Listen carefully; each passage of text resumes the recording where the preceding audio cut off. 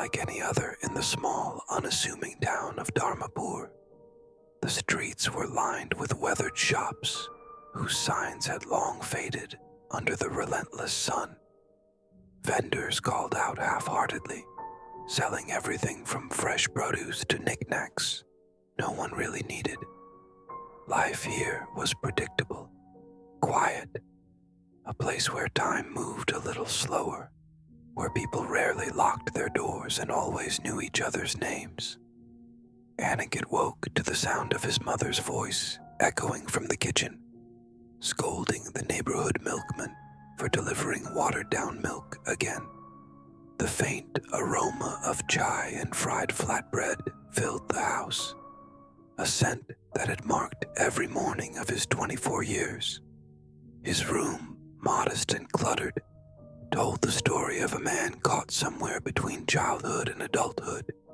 A dusty guitar in one corner, an old PC with a flickering screen in another, and posters of long-forgotten indie bands peeling off the walls. He dragged himself out of bed and peeked through the half-open window. His younger sister, Deekila, was in the courtyard below, scrolling through her phone with the intense focus of someone solving a complex puzzle.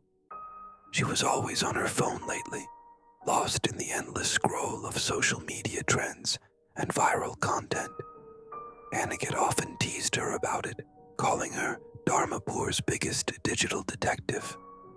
But secretly, he admired how effortlessly she seemed to stay connected to a world that felt so far removed from their sleepy town. By mid-morning, Aniket found himself at the local cafe, his usual spot to sip cheap coffee and catch up on freelance coding gigs. The cafe was small but cozy, its walls painted in faded teal, adorned with photographs of smiling customers over the years.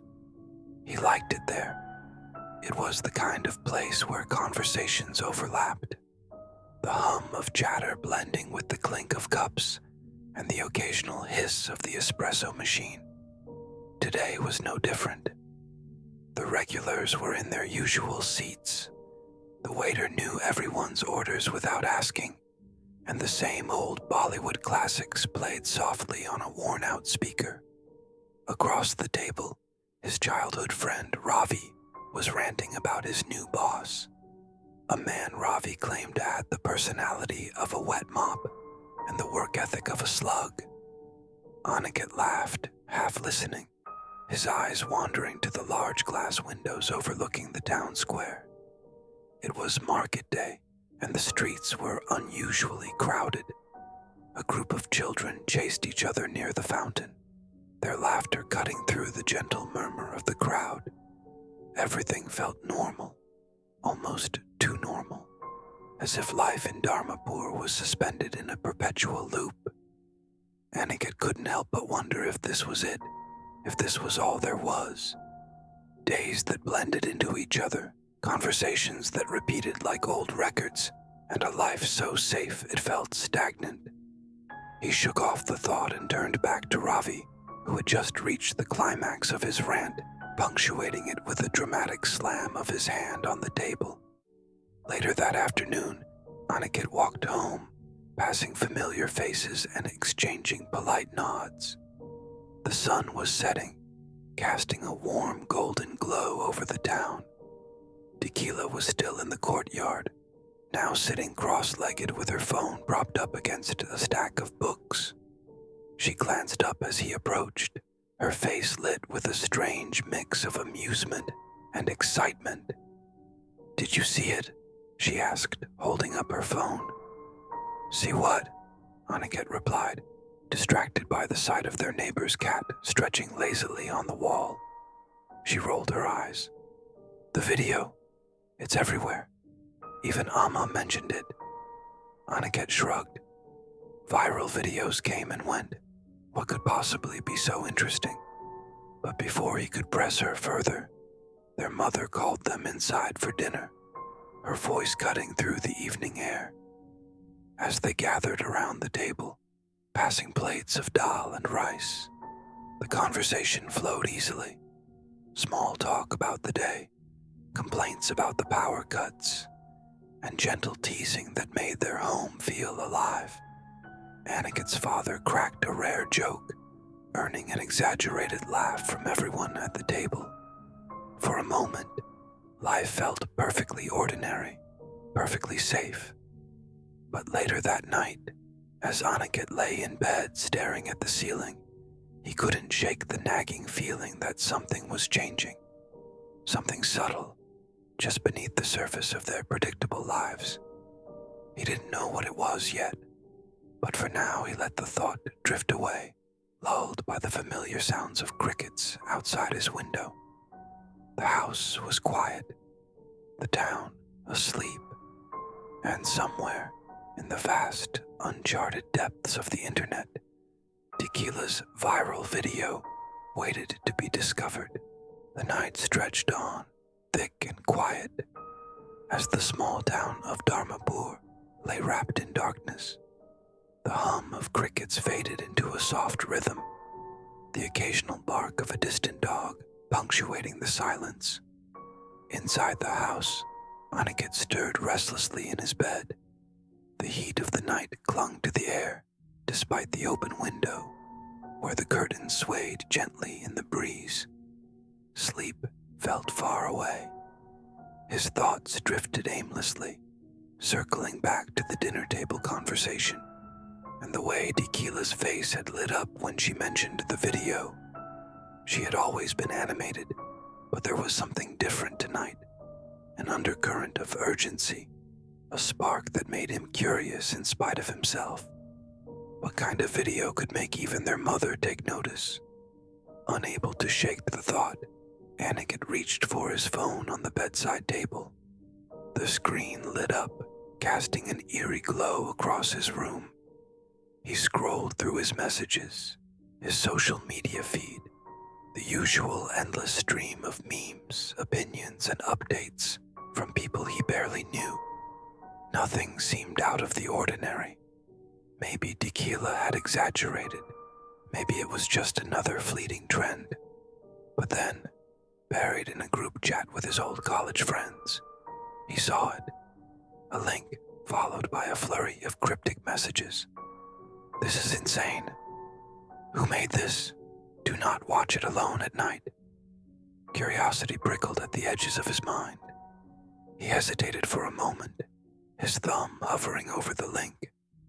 The room seemed quieter now, the darkness pressing closer, as if waiting. A faint chill crept up his spine, though he dismissed it as nothing more than the night air seeping through the window. He clicked the link. The video began innocuously enough, a shaky recording, the kind you'd expect from an old phone. It showed an empty dirt road lined with tall, swaying trees. The camera lingered on the scene as if searching for something just out of frame. There was no narration, no music, just the sound of the wind and faint rustling. Aniket frowned, confused. He skipped ahead a few seconds, but the video remained the same, static, uneventful. Then, abruptly, the screen flickered. The recording jolted, the camera swinging wildly, as if the person holding it had stumbled. A figure appeared, just a fleeting glimpse in the corner of the frame. It moved too quickly to make out any features, but something about it felt off. Aniket's chest tightened. He rewound the video, pausing on the frame where the figure had appeared, but it was too blurry to discern. Just a shadow, maybe, or a trick of the light. He set the phone down, rubbing his eyes. It was late, and he was probably overthinking. He reached to lock his phone and put it away, but before he could, the screen flickered again. The video wasn't playing anymore, but the image of the empty road lingered on the screen, frozen in place. Only now, there was something different. The figure was standing in the middle of the road. Aniket blinked, his breath catching. He hadn't paused the video there. He was certain of it. The figure was clearer now, tall, unnaturally thin, its limbs too long to be human. He stared at it, his heart thudding against his ribcage, and then the screen went black. The room was silent again, save for the faint rustle of the curtains. He sat motionless, his phone still clutched in his hand. The screen remained dark, no matter how many times he tapped it. A faint sound broke the silence, a soft creak, like footsteps on wooden floors. Aniket froze.